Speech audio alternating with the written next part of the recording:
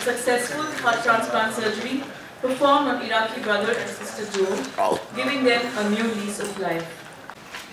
We have gathered here to address one kind of a rare and simultaneously heart transplant conducted on a young sibling from the Kazakhstan. And rare event where we have done a successful heart transplant in a sibling who also had LVAD.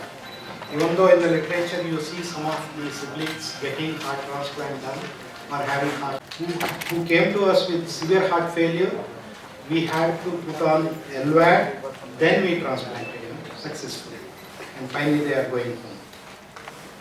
The first case is Miss he came to us with tiredness and breathlessness, and so we waitlisted him for heart transplantation. Now the waiting period for a foreigner in our country is long, because so during the waiting period his condition started deteriorating. He didn't have pulse, he started making less urine, so he was going for a end-stage heart failure.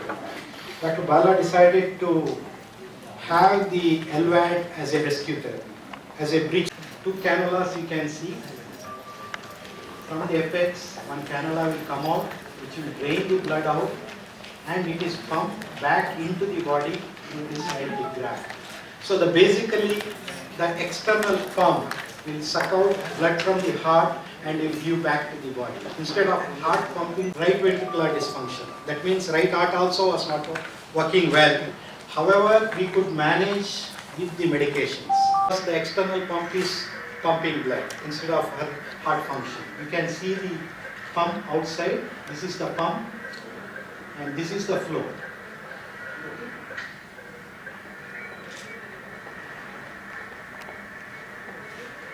So her ECG was like this, there is no ejections. Echo, where you can see heart is hardly pumping, there is a cannula inside which is draining the blood out.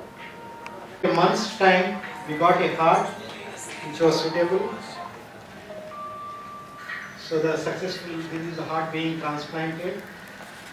So her own heart is removed. This is the left atrium which is anastomosed to the LF, this one.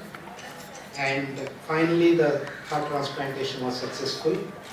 Donor family, the hospital, and the people of our country. Thank you. They're wondering why we have a press meet. We've done large number. We've done, I think, more than 130 heart transplants. So the operation itself is not new. The outcomes are very good. The reason we had this was to highlight two things. One is the problem of familial cardiomyopathy. Sometimes it runs in families, and this is possible to detect fairly early. Because if you don't, this is the consequence. This family was lucky that we were able to save them, but it's not often the case. Several times, at such short notice, it's impossible to find organs. So, to 20, 30 years. And they become sophisticated enough for them to be alive at 4 or 5 years post-implant. Unfortunately, they are very expensive. The cost of 20 cells